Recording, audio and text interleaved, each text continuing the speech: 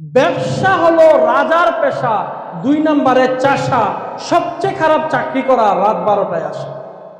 আমরা ছোটবেলা থেকে এমন অনেক কিছু শিখেছি যে শিক্ষাগুলো ভুল শিক্ষা ছিল।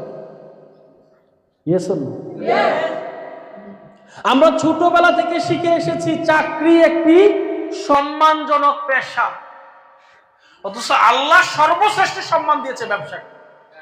হযরত মুহাম্মদ সাল্লাল্লাহু আলাইহি সাল্লাম বলেছেন, একজন সৎ ব্যবসায়ী কাল হাসরের ময়দানে শহীদদের মর্যাদা পাবে। তাহলে আল্লাহ মর্যাদা দিয়েছেন কাকে? ব্যবসাকে। আর আমরা ছোটবেলা থেকে একটা ভুল বিষয় বিশ্বাস করে আসছি, চাকরি একটি সম্মানজনক পেশা।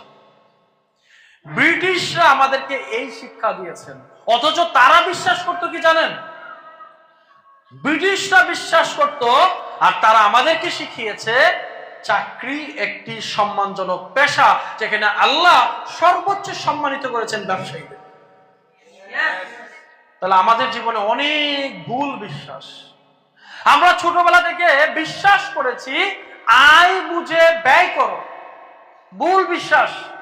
অথচ সারা পৃথিবীর সফল মানুষরা বিশ্বাস করে ব্যয় বুঝে আয় করো। আমরা ছোটবেলা থেকে শিখে এসেছি ছেঁড়া কাঁথায় শুয়ে লাখ টাকার স্বপ্ন দেখিও না। আমরা ছোটবেলা থেকে শিখে এসেছি ছেঁড়া কাঁথায় শুয়ে লাখ টাকার স্বপ্ন দেখিও না। এটা ভুল বিশ্বাস। অথচ পৃথিবীর 95% ধনী ব্যক্তি নিম্ন মধ্যবিত্ত ফ্যামিলি থেকে উঠে আসে। আমাদের ছোটবেলা থেকে শেখানো হয়েছে মধ্যবিত্তদের স্বপ্ন দেখাও পাপ, ভুল বিশ্বাস। সারা পৃথিবীর সফল মানুষরা দেখবেন তারা নিম্ন মধ্যবিত্ত ফ্যামিলি থেকে উঠে আসা। এইভাবে অসংখ্য ভুল বিশ্বাস আমাদের মধ্যে জন্ম দিয়েছেন ব্রিটিশরা।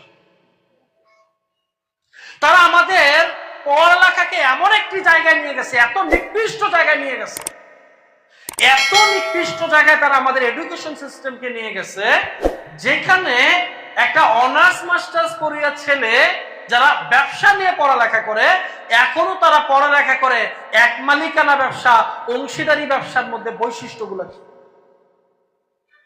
অথচ উন্নত বিশ্বে জীবনে এক সেমিস্টারে যা পড়ে দ্বিতীয় সেমিস্টারে তা থাকে না। আর একটা মাস্টার্স ছেলে পড়তে হয় এক মালিকানা ব্যবসার বৈশিষ্ট্য। এটা তো ক্লাস 1 এর ছাত্র পড়ালেখা থাকার কথা।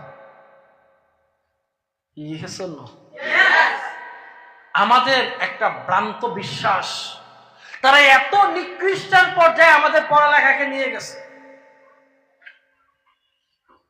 তারা আমাদের পড়ালেখার মধ্যে নিয়ে আসছে 20 কেজি দুধের মধ্যে 3 কেজি পানি মিশালে এখানে দুধের অনুপাত কত, পানির অনুপাত কত। তার মানে দুধের মধ্যে পানি মিশাবে, এই চুরি বাটপারি তারা আমাদের শিক্ষা ব্যবস্থায় নিয়ে আসছে।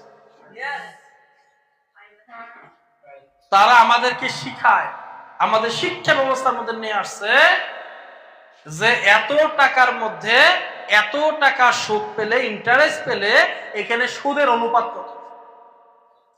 আমাদের সুদটাকে তারা একেবারে ইজি ভাবে নিয়ে আসছে। তাহলে আমাদেরকে, আমাদের শিক্ষা ব্যবস্থাকে তারা এতভাবে দুর্বল করেছে, আমাদের বিশ্বাসের জায়গাকে তারা এত দুর্বল করে দিয়েছে।